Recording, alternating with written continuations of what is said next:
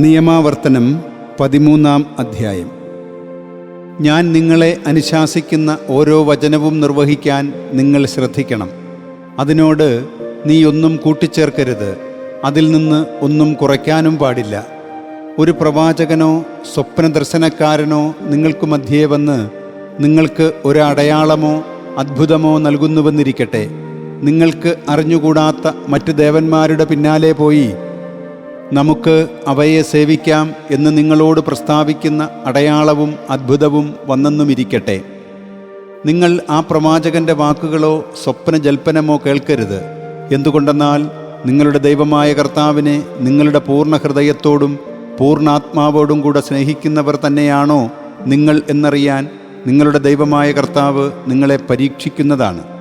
നിങ്ങളുടെ ദൈവമായ കർത്താവിൻ്റെ പിന്നാലെ നിങ്ങൾ നടക്കണം.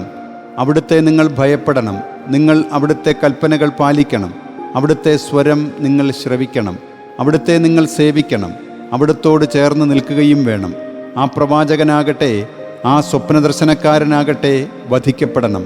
എന്തെന്നാൽ നിങ്ങളെ ഈജിപ്ത് നാട്ടിൽ നിന്ന് പുറത്തു കൊണ്ടുവന്നവനും നിന്നെ അടിമകളുടെ ഭവനത്തിൽ നിന്ന് പരിത്രാണം ചെയ്തവനും നിങ്ങളുടെ ദൈവവുമായ കർത്താവിനെതിരെ ഏതു മാർഗത്തിലൂടെ നടക്കാൻ നിന്റെ ദൈവമായ കർത്താവ് നിന്നെ അനുശാസിച്ചുവോ അതിൽ നിന്ന് നിന്നെ വ്യതിചലിപ്പിക്കാൻ അവൻ മതഭ്രംശം പ്രോത്സാഹിപ്പിച്ചു. അങ്ങനെ ആ തിന്മ നിന്റെ ഇടയിൽ നിന്ന് നീ ഉന്മൂലനം ചെയ്യണം. നിന്റെ മാതൃതനയനായ സഹോദരനോ നിന്റെ മകനോ മകളോ നിന്റെ ശ്രേഷ്ഠഭാര്യയോ പ്രാണതുല്യനായ സുഹൃത്തോ നീയും നിന്റെ പിതാക്കന്മാരും അറിഞ്ഞിട്ടില്ലാത്ത അന്യദേവന്മാരെ നമുക്ക് പോയി സേവിക്കാം എന്ന് പറഞ്ഞ് നിന്നെ ഗോപ്യമായി വശീകരിക്കുന്നു എന്നിരിക്കട്ടെ. അത് ഭൂമിയുടെ ഒരറ്റം മുതൽ ഭൂമിയുടെ മറ്റേ അറ്റം വരെ നിനക്ക് സമീപത്തോ നിന്നിൽ നിന്ന് വിദൂരത്തോ ആയി നിങ്ങൾക്ക് ചുറ്റുമുള്ള ജനങ്ങളുടെ ദേവന്മാരിൽ നിന്നായിരിക്കുകയും ചെയ്യട്ടെ. നീ അവന് സമ്മതം നൽകുകയോ അവനെ ചെവിക്കൊള്ളുകയോ അരുത്. അവനെ അനുഭാവപൂർവം കടാക്ഷിക്കരുത്. ശിക്ഷിക്കാതെ വിടരുത്. അവന് സംരക്ഷണമാകരുത്. അവനെ കൊല്ലുക തന്നെ വേണം. നിന്റെ കരമാണ് അവനെ വധിക്കാൻ ആദ്യം അവൻ്റെ മേൽ പതിയേണ്ടത്. അതേ തുടർന്ന് ജനം മുഴുവൻ്റെയും കരവും. അവൻ മരിക്കേണ്ടതിന് അവനെ നീ കല്ലെറിയണം. എന്തെന്നാൽ ഈജിപ്ത് നാട്ടിൽ നിന്ന് അടിമകളുടെ ഭവനത്തിൽ നിന്ന് നിന്നെ പുറത്തു കൊണ്ടുവന്ന നിന്റെ ദൈവമായ കർത്താവിൽ നിന്ന് നിന്നെ അകറ്റാനാണ് അവൻ പരിശ്രമിച്ചത്. ഇസ്രായേൽ ജനം മുഴുവൻ ഇത് കേട്ട് ഭയപ്പെടണം. ഈ ദുഷ്കാര്യത്തിന് തുല്യമായതൊന്നും നിനക്ക് മധ്യേ ചെയ്യാൻ അവർ മേലിൽ മുതിരരുത്. വസിക്കാനിടമായി നിന്റെ ദൈവമായ കർത്താവ് നിനക്ക് തന്നിരിക്കുന്ന പട്ടണങ്ങളിലൊന്നിൽ നീ ഇപ്രകാരം കേൾക്കുന്നുവെന്നിരിക്കട്ടെ. നിന്റെ ഇടയിൽ നിന്ന് കൊള്ളരുതാത്തവരായ ആളുകൾ പുറപ്പെട്ട് നിങ്ങൾ അറിഞ്ഞിട്ടില്ലാത്ത അന്യദേവന്മാരെ നമുക്ക് പോയി സേവിക്കാം എന്ന് പറഞ്ഞ് അവരുടെ പട്ടണനിവാസികളെ വഴിതെറ്റിച്ചിരിക്കുന്നു. അപ്പോൾ നീ നന്നായി അന്വേഷിക്കുകയും പരിശോധിക്കുകയും വിചാരണ നടത്തുകയും ചെയ്യണം.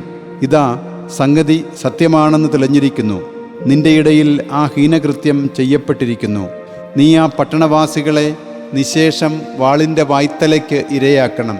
അതിനെയും അതിലുള്ള സകലതിനെയും അതിൻ്റെ മൃഗഗണത്തെയും വാളിൻ്റെ വായ്ത്തലയ്ക്ക് ഉന്മൂലനാചാര വിധേയമാക്കണം. അതിൻ്റെ കൊള്ള മുതൽ മുഴുവനും അതിൻ്റെ ചത്തുരത്തിൽ കൂട്ടിയിടണം. ആ പട്ടണവും അതിൻ്റെ കൊള്ള മുതൽ മുഴുവനും നിന്റെ ദൈവമായ കർത്താവിന് ഒരു സമ്പൂർണ്ണ യാഗമായി തീയിൽ കത്തിക്കണം. അത് എന്നേക്കും ഒരു നാശകൂമ്പാരമായിരിക്കും. അത് വീണ്ടും പണിയപ്പെടരുത്. നിഷിദ്ധ വസ്തുവിൽ നിന്ന് ഒന്നും നിന്റെ കയ്യിൽ ഒട്ടരുത്. എങ്കിലേ കർത്താവ് തൻ്റെ തീവ്രകോപത്തിൽ നിന്ന് പിന്തിരിഞ്ഞ് നിന്നോട് അനുകമ്പ കാണിക്കുകയുള്ളൂ. അവിടുന്ന് നിന്നെ പരിഗണിക്കുകയും നിന്റെ പിതാക്കന്മാരോട് ശപഥം ചെയ്തിട്ടുള്ളതുപോലെ നിന്നെ വർദ്ധിപ്പിക്കുകയും ചെയ്യും. നീ തീർച്ചയായും നിന്റെ ദൈവമായ കർത്താവിൻ്റെ ദൃഷ്ടികളിൽ ശരിയായത് ചെയ്യാൻ ഞാനിന്ന് നിന്നെ അനുശാസിക്കുന്ന അവിടുത്തെ കൽപ്പനകളെല്ലാം പാലിക്കുന്നതിന് നിന്റെ ദൈവമായ കർത്താവിൻ്റെ സ്വരം കേൾക്കണം.